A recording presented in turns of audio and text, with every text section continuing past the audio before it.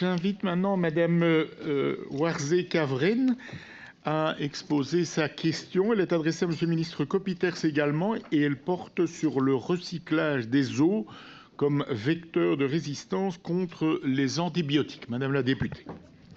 Merci Monsieur le Président. Monsieur le ministre, le 18 novembre était la journée de sensibilisation aux antibiotiques, journée européenne.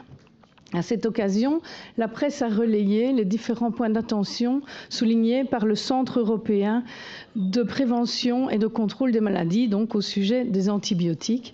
Et donc parmi ces différents points d'attention, on y souligne notamment la volonté de diminuer la consommation d'antibiotiques. Et un deuxième point important est également la résistance aux antibiotiques. Parmi les facteurs liés à cette résistance aux antibiotiques, on y pointe l'utilisation de l'eau recyclée, Monsieur le ministre, mes questions seront simples. Quelles sont les inquiétudes par rapport à ce recyclage d'eau?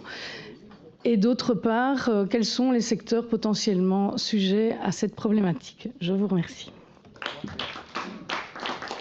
Voilà. Merci Madame la députée. J'invite Monsieur le ministre Copiters à bien vouloir exposer sa réponse. Merci Madame la députée. En effet, donc, il s'agit d'un article qui pointe la réutilisation de l'eau pour l'irrigation des champs avec cette problématique des antibiotiques et potentiellement de l'antibiorésistance. C'est une vraie problématique pour laquelle c'est vrai que cette réutilisation de l'eau, il n'y a pas de cadre formel qui définit ça en région Wallonne. Il y a un cadre européen qui limite l'utilisation de ces eaux usées pour l'irrigation des champs. Mais c'est vrai qu'au niveau de la région Wallonne, il y a encore un grand travail de réflexion à faire.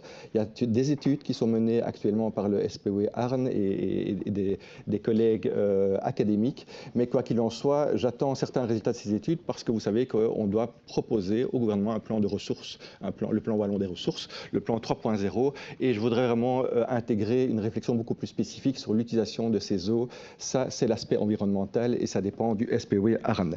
Vous savez aussi qu'au niveau sanitaire, nous avons un plan Wallon de lutte contre la résistance aux antibiotiques qui est une dimension beaucoup plus humaine, mais pas que humaine, c'est bien sûr une dimension aussi animale, puisqu'on veut amener petit à petit la région Wallonne dans une dimension One Health, une seule santé. La santé humaine, la santé animale et la santé des écosystèmes ne forment qu'un tout et les stratégies doivent être transversales. Et bien sûr, la résistance aux antibiotiques est un excellent exemple par rapport à cette dimension One Health. Au niveau de la VIC, nous avons un département de contrôle des maladies infectieuses qui a en charge bien sûr tout l'aspect sanitaire, santé humaine par rapport à ces dimensions. Et bien sûr, ils doivent absolument faire le lien avec la dimension environnementale. Donc votre question m'amène simplement à vous dire nos ambitions de faire travailler les administrations santé et environnementale ensemble, ce qui n'a pas été vraiment le cas dans les crises précédentes comme la crise de la Covid-19. C'était un vrai problème. Maintenant, je pense que si on veut vraiment